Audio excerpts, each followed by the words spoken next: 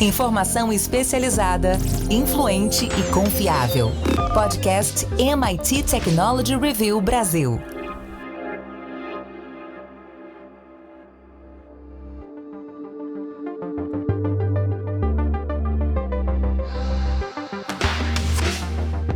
Olá, eu sou o Carlos Aros, esse é o podcast da MIT Technology Review Brasil, comigo, Rafael Coimbra. Antes de mais nada, quero dizer que esse podcast é oferecido pelo SAS, nosso parceiro aqui na MIT Technology Review Brasil. Rafa, no programa de hoje a gente vai discutir um tema que talvez seja o sonho de consumo de uma parcela considerável das pessoas que têm como atividade regular nas suas rotinas arrumar a casa, né? Tem gente que, evidentemente, pula essa etapa porque terceiriza, tem outra pessoa fazendo, seja o pai, a mãe, o tio, a tio papagaio, um funcionário, mas tem alguém fazendo por ela. Então, para essas pessoas, é uma não preocupação. Mas para aqueles que têm isso como um item na lista de tarefas, a ideia de terceirizar para um robô não parece tão ruim. E se a gente disser que agora, graças à inteligência artificial, nós estamos fazendo com que a Rose dos Jetsons esteja cada vez mais factível perto de nós, isso deixa essa gente mais animada. Não é verdade? A gente está, Aros, a um passo de uma evolução dentro desse conceito de robôs. Eu já adianto, mas mais para frente eu explico por quê. Eu sou um pouco chato com a questão da antropomorfização, ou seja, de fazer com que os robôs se pareçam humanos, mas o fato é que sim, a gente hoje tem aparelhos que fazem tarefas, sobretudo aquelas tarefas, vamos chamar assim, as braçais, e a gente precisa lembrar que, por exemplo, uma máquina de lavar roupa é um robô. Tá fazendo ali uma atividade que um humano fazia e gastava ali força no braço para poder lavar a roupa. Você coloca ali a roupa, aperta um botão, tem um monte de programação e a máquina faz o trabalho para você. Da mesma maneira que o micro-ondas faz um trabalho para você, a geladeira faz um trabalho para você. A gente às vezes esquece, mas dá para dizer que esses eletrodomésticos, eles são de certa forma robôs. E por que a gente está falando agora dessa nova era? Porque, Aros, o robô que é meio que pré-programado, então tem essas funções automáticas que eu acabei de descrever, eles começam a ganhar, se a inteligência artificial for inserida dentro desse contexto, uma vida literalmente. Porque imagina que os robôs agora, eles vão poder ouvir, eles vão poder ver. Obviamente não estou sendo literal aqui, ver como um humano, mas se você coloca uma câmera à frente de um determinado robô e ele consegue fazer uma análise das imagens que o cerca, isso dá um poder de interpretação e de, por sua vez, aprendizado do ambiente que está cercando aquele robô e, mais para frente ainda, fazendo com que ele tome as decisões que ele julgar necessárias. Isso é uma mudança e tanto, é uma revolução. A gente ainda não tem nada tão sofisticado, a gente começa a ver algumas iniciativas, sobretudo em área industrial, em que você usa esse poder de computação visional para administrar ali, fazer os robôs eles entenderem o que está acontecendo, mas é de se esperar que em algum momento a gente consiga ter esse tipo de instrução e de entendimento nos robozinhos caseiros. Vamos dar um exemplo do robô aspirador. Eu tenho um robô aspirador, o meu está falhando agora, eu sei que você também tem, e o robô aspirador, dependendo se for um modelo mais sofisticado, ele consegue fazer um tipo de um rastreamento, ele mapeia a casa da pessoa e ele vai passando ali, ele vai limpando as áreas em que ele ainda não passou, e as que ele já limpou, ele deixa para depois. Isso não deixa de ser um tipo de inteligência artificial, de aprendizado de máquina ali em tempo real, que a máquina consegue, mas eu estou indo além. Imagina que a máquina consiga enxergar um tipo de sujeira específica, e ela vai usar um tipo de gerenciamento ou produto para limpar aquela sujeira específica. Então é esse tipo de evolução que a gente começa a ver, e a expectativa é que a inteligência artificial comece a se acoplar dentro desses robôs caseiros. Acho que um ponto legal para a gente colocar aqui e para quem nos ouve dimensionar é que se a gente fosse fazer uma divisão assim, em eras, a primeira era disso que a gente está reconhecendo aqui como esses robôs que cumprem essas atividades era um momento em que essas máquinas atendiam a funções específicas e o exemplo do robô aspirador é perfeito. Ele apertava um botão, ele tem sensores, a partir dos sensores ele identifica o ambiente, ele realiza aquela função ali, pronto, acabou. Em um segundo momento, a partir da implementação e da evolução dos chatbots, essa interação com o usuário e até as tarefas passaram a se tornar um pouco mais amplas, o leque se expandiu. E a gente caminha para uma nova fase, que aí é o ponto que você coloca da antropomorfização e etc. E o Elon Musk fez uma provocação alguns dias atrás, publicando lá um dos robôs da Tesla e tal. Tem, não sei se foi no ano passado ou no ano anterior, uma fabricante também mostrou uma robô com feições humanas ali e com movimentos do rosto, produzindo sorriso, produzindo algumas expressões humanas e tal. Essa nova fase com a IA e com a evolução da robótica também em relação à experiência de movimentos e à sensibilidade do toque, porque uma coisa é a máquina, uma escavadeira, que não tem, que ainda que é autônoma, não tem sutileza nenhuma, ela continua sendo uma escavadeira e fazendo um trabalho pesado. Outra coisa é uma máquina com 5 dedos ali, dobrando uma camiseta. Isso requer um nível de sensibilidade do toque, da dimensão de força, da aplicação de força, etc., que a robótica evoluiu muito e vem estudando isso cada vez mais.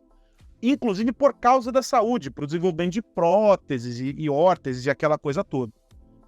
Mas nessa próxima fase que a gente discute com o IA e com todo o resto, a gente está invadindo um campo, Rafa, que me parece da exigência para...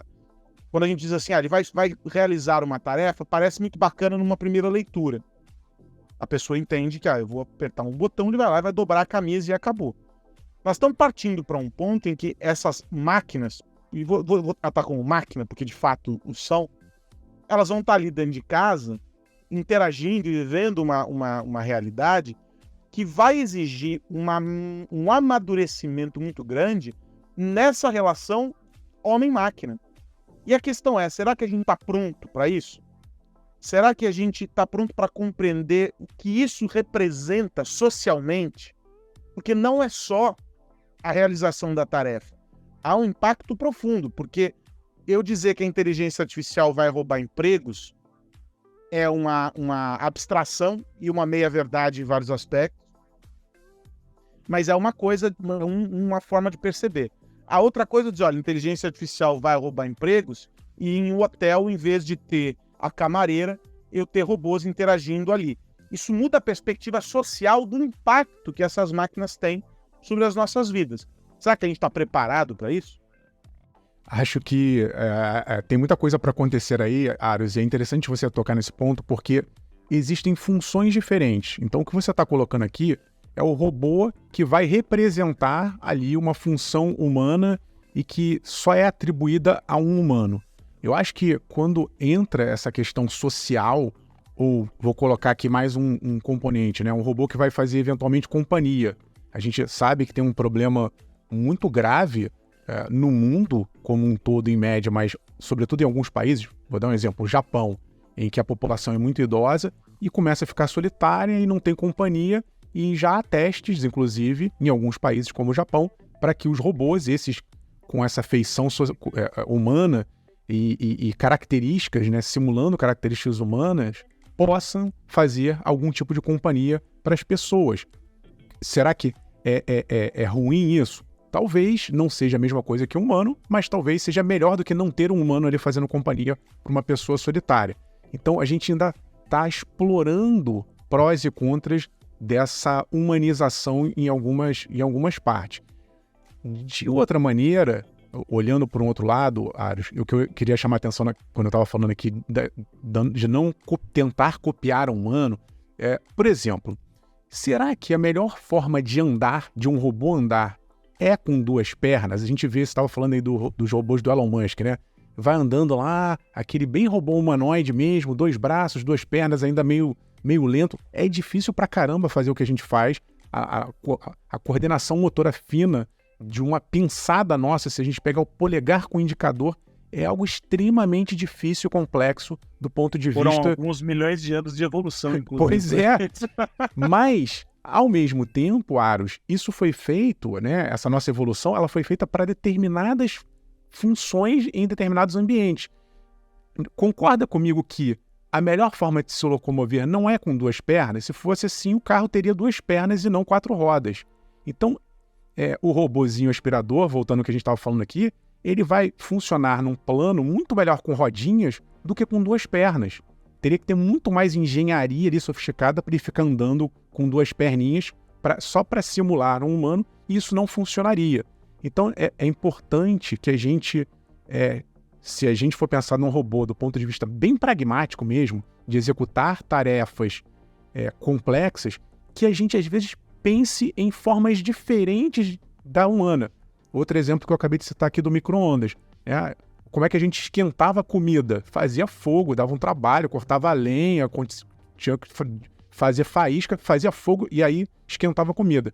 O micro-ondas vai trabalhar com uma lógica diferente. Então, algum ser humano fez algum experimento, eu sei que teve lá um acidente, no caso do micro-ondas foi meio que por acaso, mas a lógica é diferente da humana. Então, é muito importante, estou falando isso para que tem muita gente que nos ouve, Aros, que está empreendendo, que é meio cientista, pesquisador, quebrar a mesma lógica, pensa fora da caixa, porque às vezes ser humano não é tão bom assim.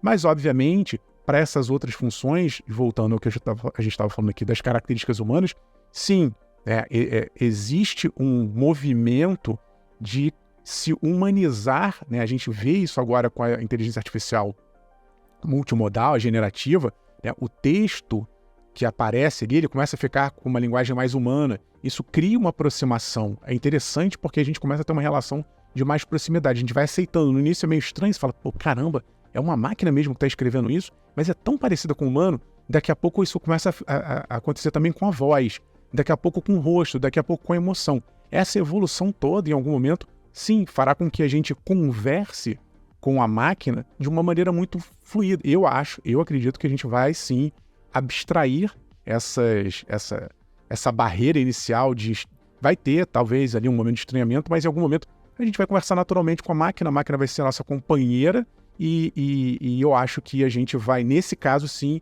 eu sou a favor um pouco da humanização, não no sentido de dizer que a gente vai ter que interagir com um humano digital, mas se a linguagem for mais natural, se for uma coisa muito parecida com a gente, obviamente que isso facilita. E quanto mais facilmente nós lidarmos com a tecnologia, eu acho que melhor para todo mundo.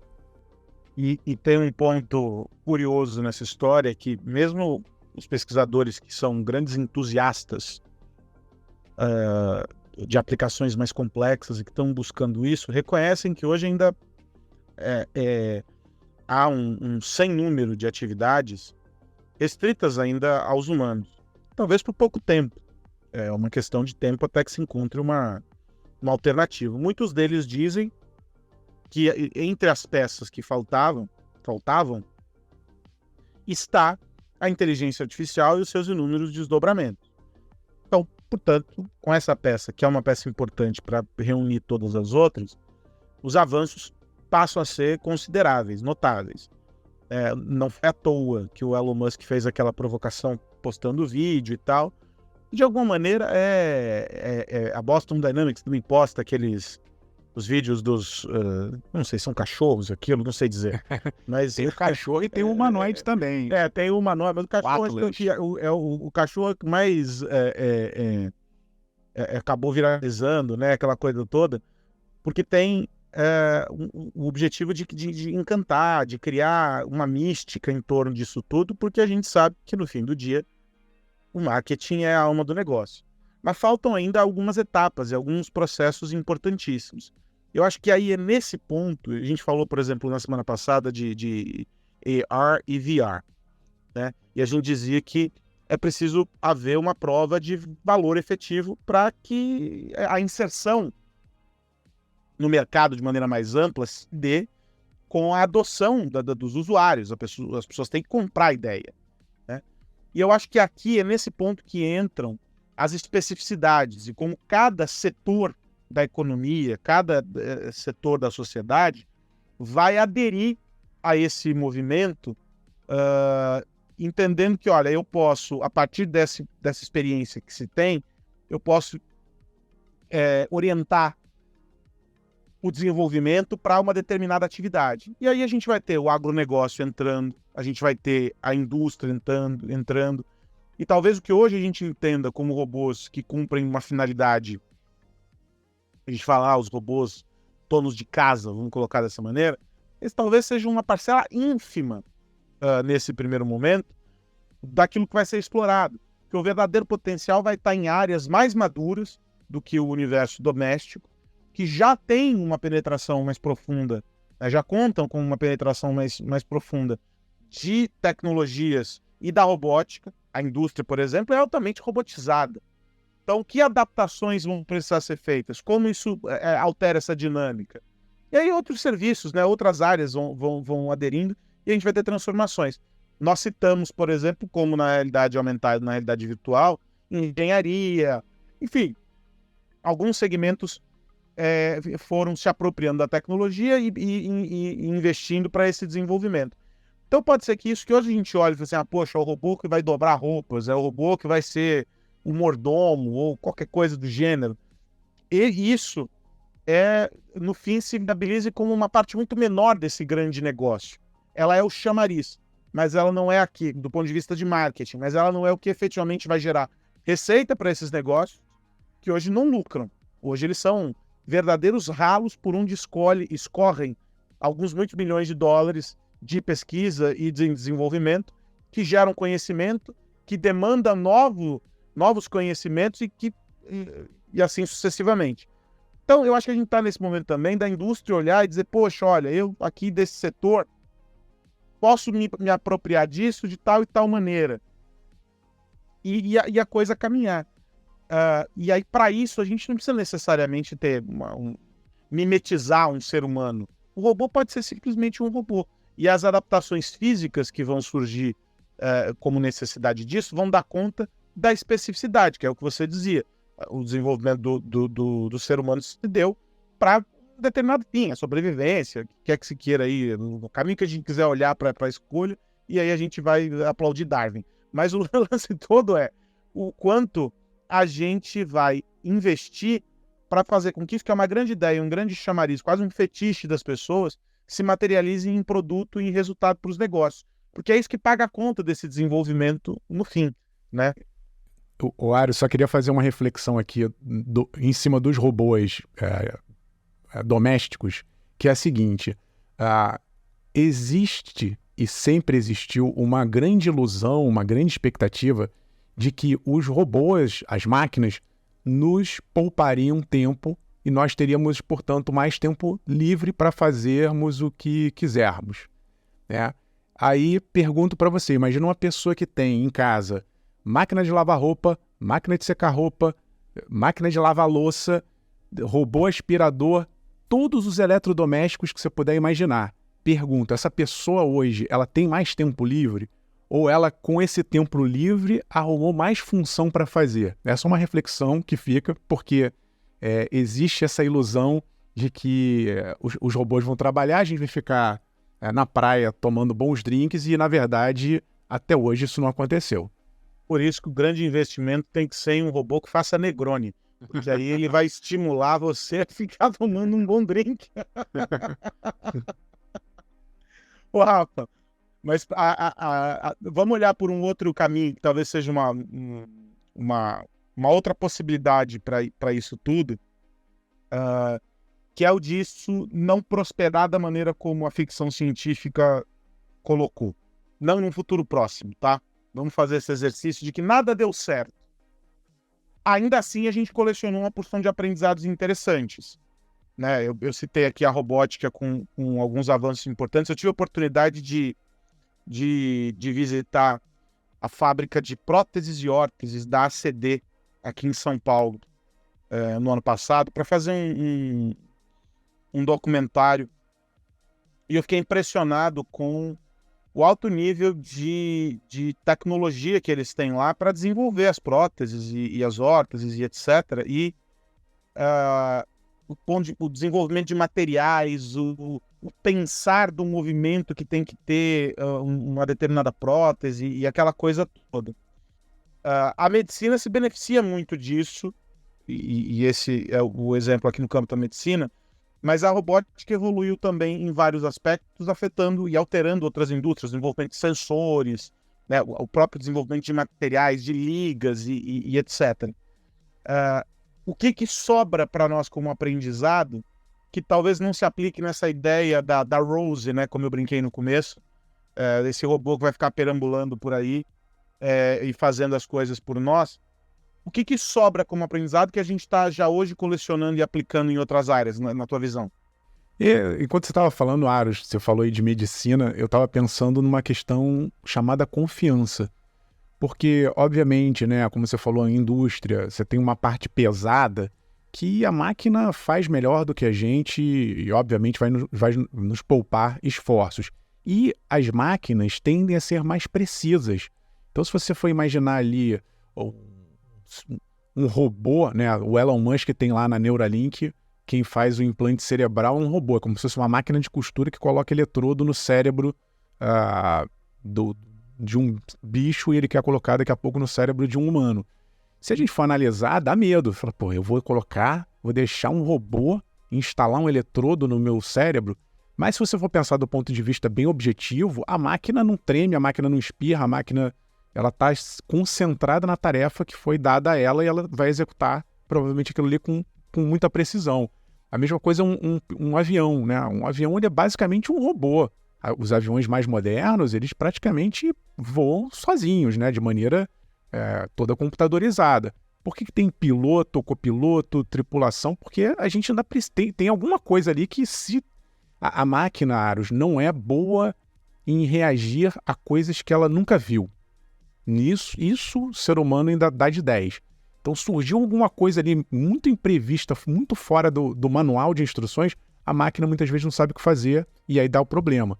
E nessas horas tem que ter um humano ali, um adulto tomando conta da casa. Então acho que essa é uma barreira, né? Essa segurança, essa confiança depositada em humanos que num eventual extremo conseguem resolver problemas muito complexos rapidamente por conta da sua experiência, por tudo que aprenderam, isso as máquinas ainda vão levar muito tempo para que elas aprendam e que a gente tenha, obviamente, uma segurança e confiança total, como a gente tem em muitos humanos experientes até hoje. E no fim do dia, toda vez que essa discussão surge, eu me lembro do livro da Marta Gabriel e da provocação que ela faz quando ela diz assim: se você não quer ser substituído por um robô, não seja um robô. Eu acho que isso mostra no meio de tudo isso, independentemente das atividades que um robô é capaz de desempenhar, ou que será capaz de desempenhar, para o ser humano que se sente de alguma forma ameaçado, no campo profissional, no campo pessoal, e no campo pessoal, inclusive, que tem robôs, por exemplo, sendo comprados para servir de namorada das pessoas, e custam uma fortuna. Eu vi a reportagem lá no Japão mostrando isso e tal.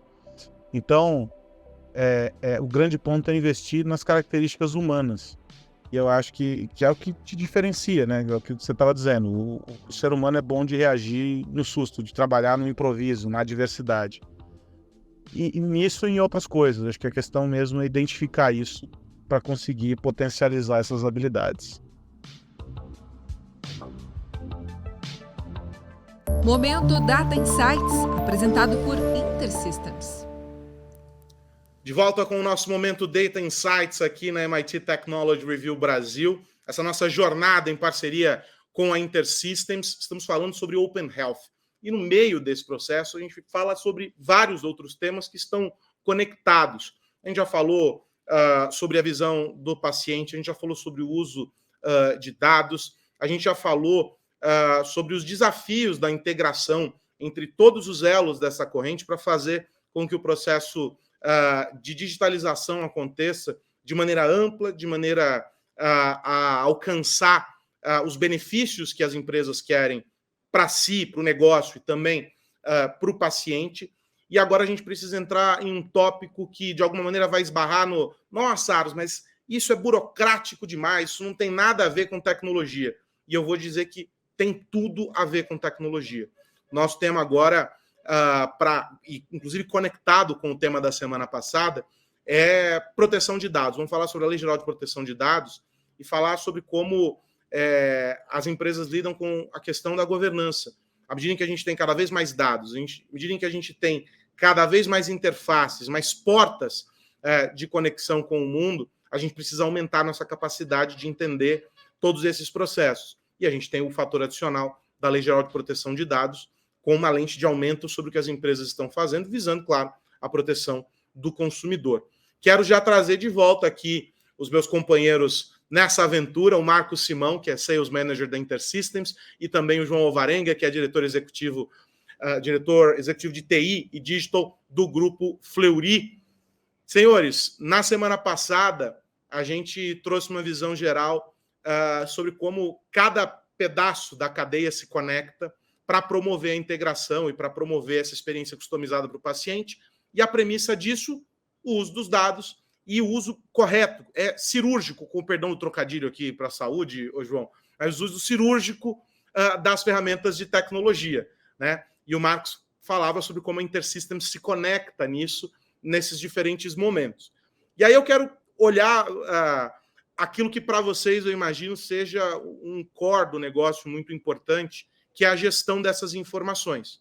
Quando a gente olha o conceito de Open Health e a gente entende essa integração, a gente também entende que cada parte dessa cadeia precisa estar atento à regulamentação, e elas são várias, não só ligadas a dados, mas à saúde de maneira geral, os limites e as obrigações que as empresas devem obedecer, e a governança dessas informações, o controle, não é, de consentimento, o controle de tudo o que passa nessa relação com o consumidor. É um erro dizer que, para vocês, todo dado é sensível, João? E como é que vocês lidam com esse tópico que é tão essencial dentro de casa? Não é um erro, não, Aro. Você está perfeitamente correto aí na sua explanação. Os dados de saúde são dos dados mais visados aí, sem dúvida nenhuma, né? Tem um lado bom e um lado ruim disso, né? Porque praticamente todos os dados são sensíveis. E o grupo tem uma preocupação muito grande com isso. A gente vem trabalhando fortemente, né, junto com tecnologia, na questão de anonimização desses dados, tornar anônimo aquele dado, na questão de criptografia desses dados, que são muito sensíveis realmente. Então, tem uma guarda especial e uma tecnologia por trás para a proteção disso.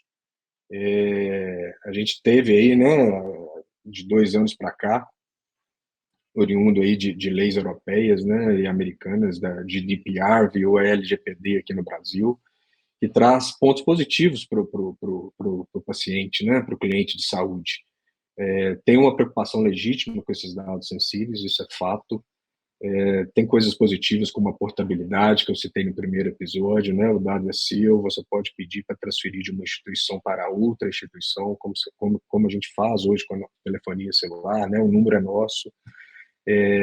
Você tem essa gestão dos dados por parte do paciente, né? O paciente tendo a gestão do dado dele e ele gerindo da melhor maneira possível o dado dele. Então, isso aí também parte de uma conscientização que ainda não tem. Nem todos os clientes de saúde sabem disso. E seria de muito valor essa participação dele também e a preocupação dele também com esses dados, porque esses dados valem ouro para uma saúde cada vez mais personalizada que a gente pode dar para esse paciente. Agora tem os pontos aí de melhoria que eu acredito, né, nessa lei, por exemplo. Eu acho que o Brasil tem que ser mais atuante, maior apoio em questões externas como cyberataques, por exemplo, sabe? todos nós estamos sujeitos, todos nós. Infelizmente, é uma realidade do século. Tecnologia vem para o bem e tecnologia vem para o mal. A gente passa por uma crise mundial em relação a isso. Uma recente pesquisa da Trend Micro mostra que o Brasil ocupa a segunda posição hoje no ranking de países mais vulneráveis a esse tipo de ataques em todo o mundo. Sofrendo em torno de 46 bilhões de ofensivos apenas no primeiro semestre de 2023. E a área financeira e a área de saúde são as duas verticais que sofrem mais com isso, né? Então, os países, principalmente agora da Europa, começaram a se unir. Mês passado já teve uma união entre eles, falando só sobre isso, para combinarem as regras do jogo, combinarem como eles vão tratar esses bandidos virtuais que existem. Eu acho que tem que ter aí um ponto de melhoria significativo em relação ao Brasil na participação nesses fóruns mundiais, em discutir como melhorar essa questão tão sensível que a tecnologia trouxe, olhando para o lado negativo, trouxe para o mal. E outro ponto de melhoria que eu acredito também, né? A gente não pode esconder esse dado, né? Nós vamos proteger e vamos esconder. Não, não é esconder. Você tem todo um valor ali, que a gente falou nos outros episódios, todo um valor nesses dados para gerar informação para a saúde populacional. Então, tem grande valia esses dados para pesquisas diversas. Então, existem formas e formas de você continuar popularizando esse dado para fins da saúde populacional brasileira.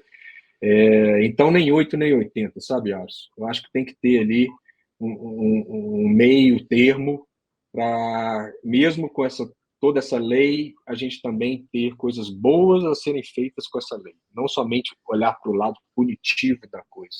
Então, a gente pode anonimizar, como eu falei no início, esses dados, e deixar público esses dados para fins de estudo, para fins de bases de dados mundiais da saúde populacional, para tomadas de decisão mais preditiva, para a gente chegar num tratamento mais personalizado. Deixa eu trazer o Marcos aqui para essa nossa conversa. Você falava sobre a atuação da InterSystems e como as soluções de vocês se conectam a essas demandas, a essas necessidades. Do ponto de vista de um fornecedor de tecnologia, qual é a visão para atender essa angústia do cliente em relação à governança e a essas adequações todas? Porque, óbvio, se afeta eles lá na ponta, vocês também são alcançados por essas regulamentações, ou seja, vocês também têm que estar em conformidade com tudo isso. Qual que é a visão de vocês, Marcos? Olha, veja bem, Carlos, a InterSystems ela sempre está muito preocupada com segurança, né? Como você sabe, a gente é uma empresa norte-americana e, como empresa norte-americana, a gente tem que se submeter tanto às leis de proteção de dados de lá, dos Estados Unidos, quanto daqui. E também as leis de proteção de dados da Europa, porque nós temos muitos clientes na Europa. A gente atende o Reino Unido inteiro em interoperabilidade e integração, então nós também estamos sujeitos à Lei Geral de Proteção de Dados Europeia. Então, assim, para nós é quase como um mantra, governança, para nós é quase como um mantra, segurança, a todo momento a gente pensa em tracer, a gente rastreia essa informação, a gente consegue te dar ponto a ponto de onde essa informação saiu até o ponto de onde essa informação chegou, tá? Quem usa as nossas ferramentas sabe muito bem disso. Nós buscamos sempre, toda vez que se fala em algo de segurança, nós somos os primeiros a aplicar essas novas práticas, tá? Eu vejo que com a vinda tecnologia é uma coisa muito volátil, né? A todo momento aparece alguma coisa nova e a todo momento vai aparecer alguém mal intencionado para usar essa coisa nova para o mal. E a InterSystems, obviamente, está sempre fechando a porta, sempre buscando a melhor prática para que isso não aconteça de forma alguma, tá? Nossos clientes têm tido muito sucesso, porque o nosso ferramental, ele realmente oferece muitos diferenciais de segurança, tá? Você consegue de forma nítida e clara que você consegue fazer o tracer da mensagem de ponto a ponto, entendeu? A parte de consentimento, a nossa parte de consentimento está muito evoluída também, Porque é aquilo que o João falou, não adianta você também blindar o dado de uma forma que ele não pode ser usado na ponta. Porque no fim é também um ativo estratégico, ou seja, Exatamente. ele tem que estar protegido, mas ele tem que estar fácil ali para ser utilizado da maneira que precisa. Dado de saúde é uma coisa que, assim, putz, se eu cair numa emergência do Hospital das Clínicas, eu preciso que o médico tenha acesso a esse dado. Mas eu não posso que qualquer um tenha acesso. Então, assim, esse é o grande ponto-chave da questão. O que pode ou não pode ser liberado? O que é ou não é necessário? E olha que legal isso, né? Aqui a gente tem as duas visões e por isso que esses encontros são muito importantes e a gente gosta de promovê-los aqui na Technology Review. A gente tem um que é a visão do fornecedor de tecnologia, compreendendo a demanda do cliente que está ali na ponta, no setor, e encontrando de que maneira essa expectativa vai ser atendida. E, evidentemente, cada caso é um caso, né, Marcos? Cada cliente de vocês vai oferecer algum desafio que é muito específico do setor, da realidade dele, e a InterSystems olha isso para conseguir conectar a solução de maneira adequada, entendendo que é crítico, entendendo que é preciso estar protegido, mas que é também um ativo estratégico para a companhia, que é viabilizador de negócios, que não pode ter ruído. E aqui a gente está falando, óbvio, nós estamos muito distante disso, porque nós estamos olhando sob uma outra perspectiva, mas a gente não pode tirar do foco que toda vez que a gente fala sobre saúde e soluções ligadas à saúde, lá na ponta, todo esse processo ele serve para garantir que um paciente tenha o seu atendimento para garantir a qualidade de vida, para que ele não esteja com a saúde e a vida sob risco, porque é disso que se trata. Essa maior eficiência, ela preserva vidas. Ela garante qualidade do atendimento preventivo, mas ela garante na emergência uma situação em que o paciente vai ser atendido e vai ter a questão dele resolvida.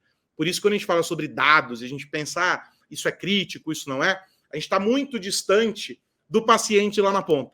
Mas no fim do dia, tudo isso aqui que o Marcos e que o João estão descrevendo serve única e exclusivamente para viabilizar o trabalho dos profissionais da saúde, dos gestores, não é, de hospitais, dos gestores de laboratório, da indústria farmacêutica, todo mundo, para conseguir entregar resultado para o paciente.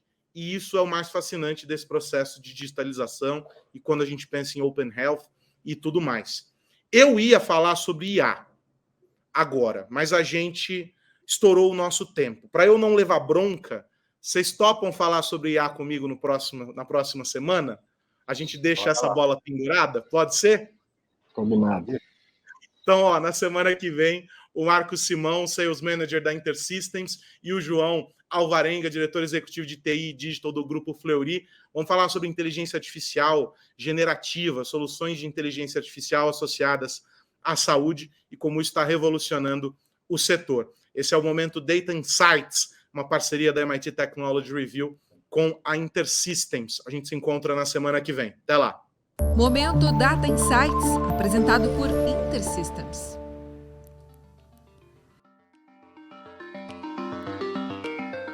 O que mais você precisa saber? Ô, Rafa, vamos fazer aquela virada de chave, como diz o nosso amigo André Miceli, e você me conta o que você está de olho? Tô de olho, Aros, num papo que rolou primeiro um pouco ali no Fórum Econômico Mundial, mas depois transbordou dele, que é o da inteligência artificial geral. O Sam Altman, que é o CEO da OpenAI, que é a criadora do ChatGPT, ele já vem falando isso há muito tempo, então só para contextualizar aqui para o pessoal entender, né? Tem a inteligência artificial de uma maneira geral, tem a IA generativa, que é essa do ChatGPT, que vai simulando a linguagem humana em texto, em imagens, mas quando a gente está falando da inteligência artificial geral, e nem há um consenso exatamente do que é isso, mas eu vou tentar simplificar aqui dizendo que seria uma máquina que realmente agisse como um humano, que pensasse de uma maneira muito parecida e que as ações, em toda a sua complexidade, fossem humanas. Tá? Isso é muito mais muito mais do que o que existe hoje. Ao mesmo tempo, o Sam Altman, ele está muito determinado. Ele já vem falando no chat GPT-5, ele vem falando que a OpenAI está trabalhando fortemente nessa direção. Isso é um dado para ele e ele está muito confiante. Isso a gente já sabia e ele voltou a falar no Fórum Econômico Mundial. Logo depois, quem aparece com a mesma pegada? Mark Zuckerberg, o CEO da Meta, né? Meta, que é Facebook, Instagram e WhatsApp. E o Zuckerberg vem na mesma pegada. Olha, eu vou agora fazer com que a Meta invista pesadamente para chegar. A Meta tem o seu modelo de inteligência artificial generativa, o Llama, que está sendo desenvolvido, mas o Zuckerberg falou claramente com essas... Ele deu uma entrevista falando, olha, não, a gente também quer fazer inteligência artificial geral. E aí eles estão gastando uma grana, Aros, com GPUs, CPUs, todos os equipamentos da NVIDIA. A NVIDIA, a gente lembra, cresceu muito por conta da inteligência artificial com equipamento físico, hardware, para processar esse tipo de inteligência artificial. E a Meta vai comprar mais equipamentos, como se fossem supercomputadores focados em IA, para tentar simular esse grande cérebro humano e chegar nessa inteligência artificial generativa. Então a gente já tinha uma briga de titãs na IA generativa, agora a gente vai... Eu ia falar que eles estão dobrando a aposta, não, eles estão multiplicando por 100 a aposta, porque é muito mais ambicioso do que tudo que a gente tem visto até agora. Quem vai vencer essa batalha, eu não sei, eu só destaco aqui o fato de que o Zuckerberg está atirando para tudo quanto é lado. Ele, 3 anos atrás, veio com a pegada do metaverso. Até agora, está andando meio que a passos muito mais devagar do que se imaginava. E no momento em que ele coloca energia numa outra frente, como a IA geral, a inteligência artificial geral, eu não sei se ele vai ter força para competir com a OpenAI, que por sua vez está muito focada nessa direção. Eu acho que nesse sentido, a OpenAI, pelo foco, leva vantagem. Claro que a Meta é a maior do mundo, é a maior rede social, os caras têm dinheiro pra caramba. Talvez pelo poder, por ser ainda mais gigante, talvez consiga fazer frente. Mas vai ser briga de titãs nesse campo da IA artificial geral. Bom, então para ficarmos monotemáticos, eu vou falar sobre inteligência artificial, mas vou trazer aqui uma leitura que, na minha visão, tem sido equivocada ao tratar do tema aqui no Brasil. Mais uma vez o tópico surge, que é a regulação da inteligência artificial e etc., só que agora com o viés da eleição. E eu já disse aqui e eu repito, toda vez que nós tentamos pegar um caso específico para partir dele e tentar criar regras para algo que é infinitamente mais abrangente, a gente acaba começando errado essa discussão, porque ela fica reduzida àquele caso e ela não dá conta do todo. Do que é que eu estou falando? O presidente da Câmara dos Deputados, Arthur Lira, ele tratou novamente do uso de inteligência artificial aplicado às eleições agora municipais em 24. Ele fala sobre o uso de vídeos de candidatos, né, o deepfake, ele não usa esse termo, mas o deepfake, né, com falas que não foram proferidas por algum candidato, sendo veiculadas, exibidas na rede, entre outras coisas que podem surgir. A gente já assistiu a vários casos e etc. Ele fala que é preciso endurecer as regras porque a inteligência artificial é pior do que fake news. E essa frase dele, ela para mim é complexa, Rafa, em vários níveis. Primeiro, porque a inteligência artificial ela é ferramenta para a geração de fake news. Ou seja, fake news continua sendo um grande objeto sobre o qual não se chegou a uma conclusão em aspecto algum. A gente consegue trabalhar do ponto de vista jurídico, né, como regulação, sobre os efeitos nocivos de uma fake news. Mas o objeto fake news em si, ele não está enquadrado em nada. Então, se a fake news ela causa dano a alguém, eu tenho objetivamente aquilo e eu posso lidar com dano moral, né, e dando a imagem, aquela coisa toda. Mas a fake news em si, ela não está enquadrada, ela é uma aberração. A inteligência artificial não. Porque a inteligência artificial, ela é uma ferramenta. Embora uma tecnologia e etc., que ela serve como recurso para que se faça uma fake news. Mas no limite, a fake news pode nascer de um tweet que não usou recurso nenhum de inteligência artificial. Portanto, a inteligência artificial torna o objeto, né, de fake news mais nocivo do que ele já é. Mas eu preciso separar essas duas coisas. Quem tem inteligência artificial, ela não serve só para a geração de fake e para criar fake news e etc. Ela tem aspectos absolutamente positivos e traz consigo também riscos. Tudo carrega essa dualidade. Então, quando o presidente da Câmara trata do assunto e propõe que o tema seja observado com endurecimento, etc., ele atropela algumas coisas, porque ele está olhando só a eleição. A começar do fato de que nenhuma lei aprovada nesse ano terá efeito sobre esta eleição. Isso faria o quê? Com que a Justiça, o TSE, pudesse ter alçada sobre esse endurecimento, etc., o que é complexo também em alguns aspectos. Mas aí isso caberia uma outra leitura.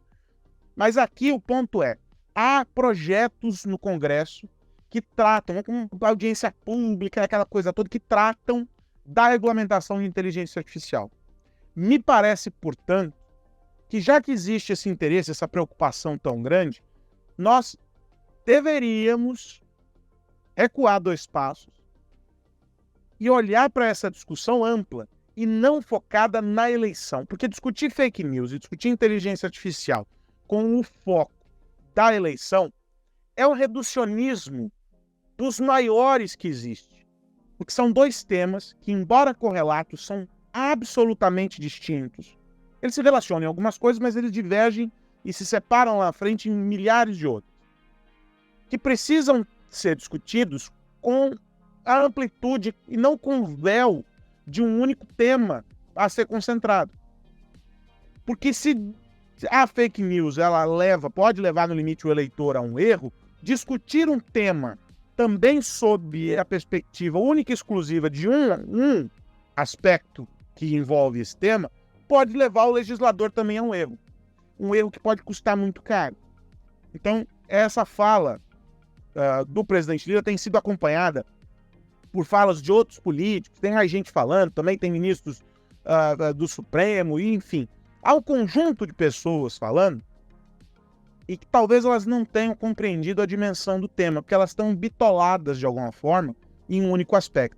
Isso é muito preocupante. É muito preocupante porque afasta o Brasil de um debate que o mundo inteiro vem promovendo, já maduro em alguns lugares, menos maduro em outros, mas o mundo inteiro está promovendo, e que o Brasil está caminhando aí de uma maneira, no mínimo, estranha. Eu me preocupo demais com essa ideia de, primeiro, reduzir a inteligência artificial e uma suposta regulação da inteligência artificial a um único aspecto. É um tema muito mais amplo. E me preocupo mais ainda que isso seja feito com foco na eleição, porque a gente sabe que já há alguns pleitos se debate esse assunto, e eu, pessoalmente, não vi avanço nenhum em nada que tenha se relacionado ao combate a fake news, porque tudo que se propôs como alternativa foi placebo. Mas o do debate é sempre válido. Então, estou muito preocupado com o que as autoridades vêm dizendo sobre o tema. As empresas que atuam no desenvolvimento de tecnologias ligadas à inteligência artificial deveriam estar preocupadas, e aquelas que usam também inteligência artificial, praticamente todas, deveriam também estar muito preocupadas. E, no limite, o cidadão, você aí que está nos ouvindo, e que, quando tira o crachá, é um cidadão que não está representando empresa nenhuma, também deveria estar preocupado, porque isso tudo vai afetar você amanhã. Tiago Rafa. Certíssimo. Então, só nos resta agradecer quem esteve conosco até aqui, agradecer o SAS, que é nosso parceiro aqui na MIT Technology Review Brasil e que apresenta este podcast, e a mim, resta também dizer para você, Rafa, um grande abraço e até semana que vem. Abraço, Aros, a todo mundo que nos ouve. Estou comunicando aqui que a gente está preparando já a primeira edição da nossa revista desse ano, com muito carinho. Se você ainda não é assinante, fica de olho nas nossas redes sociais, porque volta e meia a gente está lançando promoções bem interessantes. Se você quiser começar o ano fazendo parte da nossa comunidade, aproveita porque tá rolando desconto por aí. Um abraço e até semana que vem. Um abraço, Rafa, um abraço para você que nos acompanha. Esse é o convite, mittechreview.com.br/assine e fica de olho, claro, em @mittechreviewbr nas redes sociais para estar sempre ligado com a gente. A gente volta na semana que vem. Um grande abraço. Tchau, tchau. Você ouviu o podcast MIT Technology Review Brasil, apresentado por Tech Institute.